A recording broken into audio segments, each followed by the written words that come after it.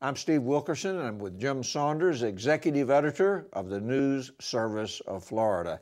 Jim, the Senate this week will be taking up a plan to expand Medicaid. It's been talked about now for 2 or 3 years, not just in Florida, all over the country, but the House has not been willing for a couple, 3 years to even think about doing it. The Senate has said they might take it up, but the Senate's going to do something this week.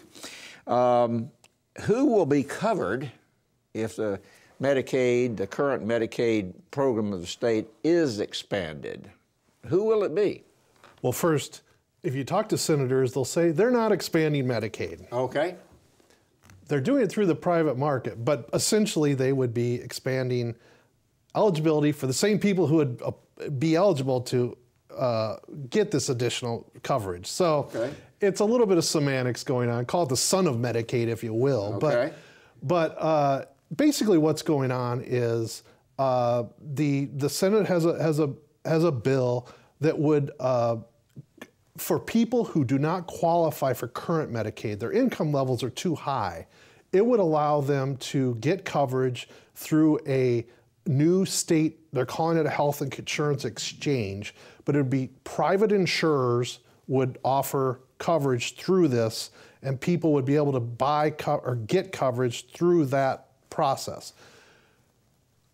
This would be funded overwhelmingly by federal money that would come down through the Affordable Care Act, Obamacare.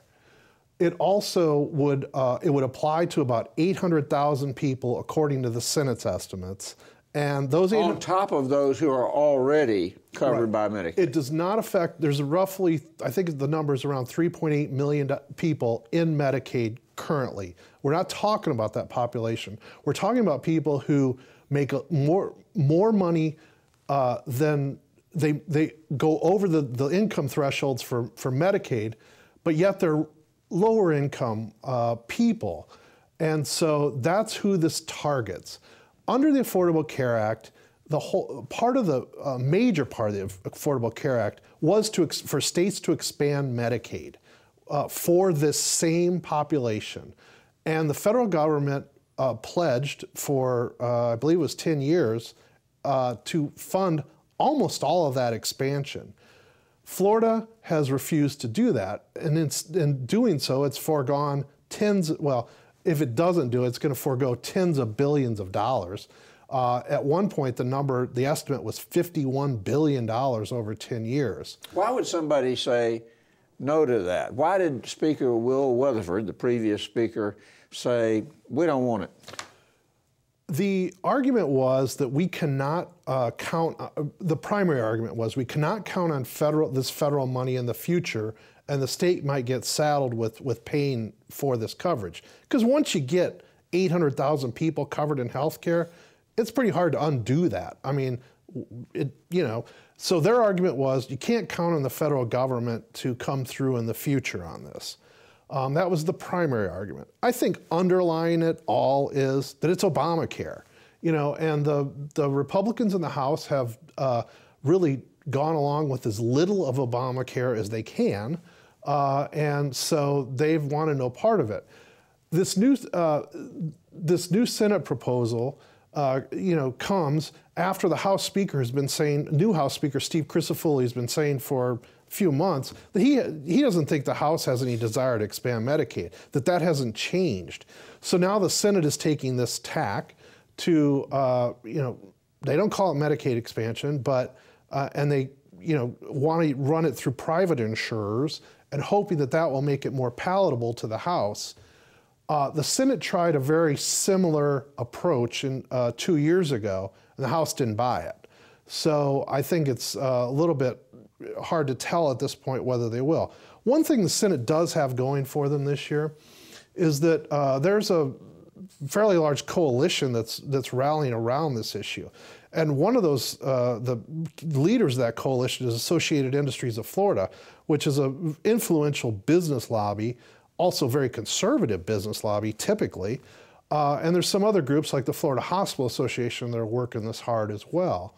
The Democrats have been in favor of Medicaid expansion since the Affordable Care Act passed, and a lot of their allies have lobbied for it. But once you put Associated Industries of Florida in the ring a little bit, it changes the dynamics of the discussion. Well, part of the reason may be that those people, if they don't get covered, who are in that cohort of 800,000 people or so, they got to get health care somewhere, and it's likely to be in the emergency room of hospitals rather. And a lot of times those charges go against bad debt of the hospitals, which translates into higher rates for private insurance. And maybe that there's a wedding there going on between hospitals and private insurers who are saying, look, the federal government can send this money to us and we don't have to pay all this money. Could that be going on? Well, I think clearly this could work to the benefit of the hospitals and the private insurers. I mean, you're right. If this 800,000 people are getting care if they need it somehow. I mean, they don't have insurance, so they're going to the emergency room or they're going to the clinics or whatever to get coverage. But can they pay for it? I mean, for instance, the Senate proposal, which is, again, matches what the Affordable Care Act laid out for Medicaid expansion, is to increase eligibility to what's known as 138% of the federal poverty level. Now, that's calculated based on family sizes and so on.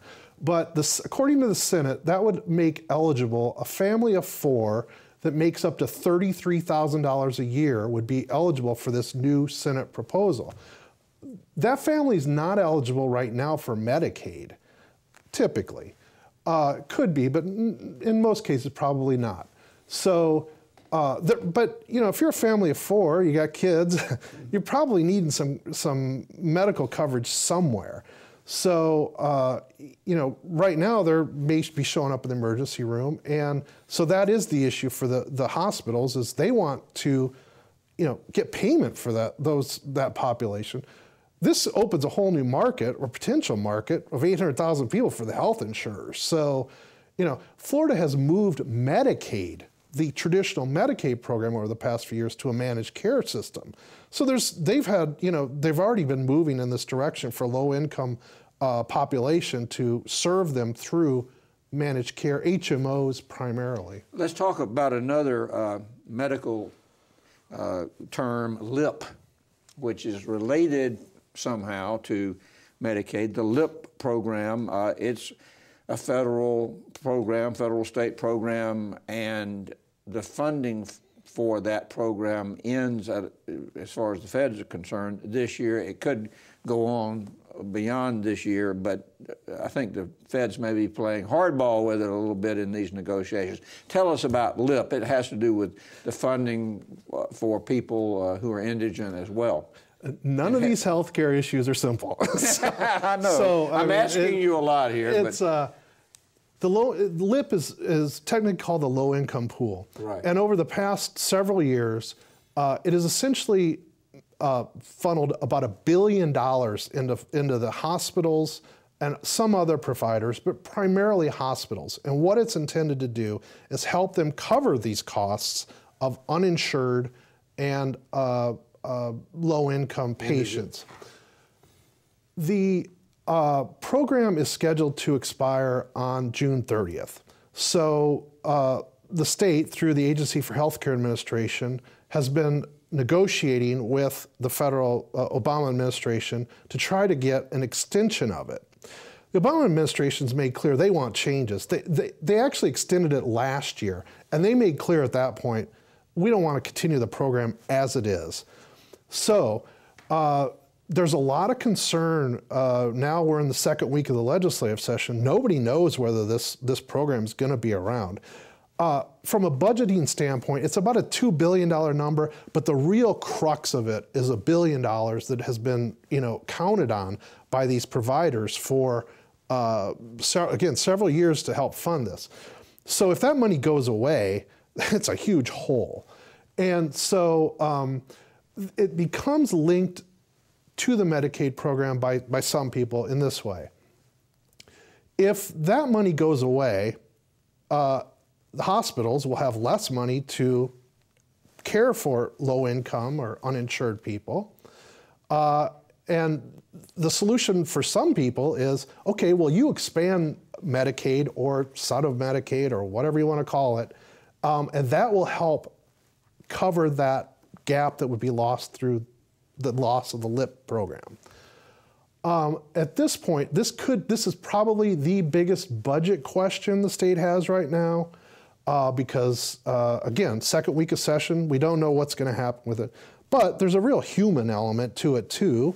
You know, whether this funding is going to come to help pay for low-income people to get health care. So there's a lot of issues with it. It's a very complex system, but the hospitals are just watching this day after day, trying to figure out where it's going.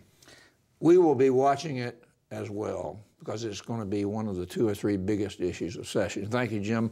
For more news about Florida politics and government, visit the Advances section of our website.